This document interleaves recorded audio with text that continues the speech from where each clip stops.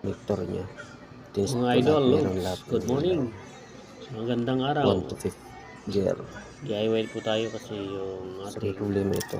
gear indicator ng Convert ko lang. TMXL pa ay sira na pundi. Yan.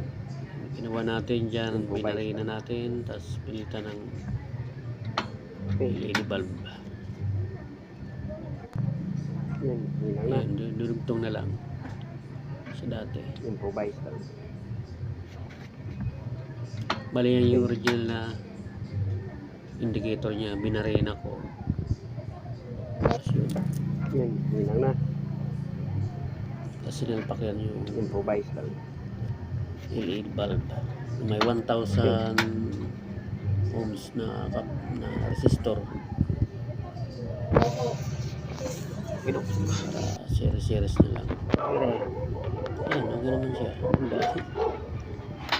So, kung ipagawa mo pa yan, mahal pa. Kasi kung alam mo lang naman, ikaw nang gumawa, diba? Yan, ayos na. Thank you for watching. Kiduk, God bless you all. Have a good day.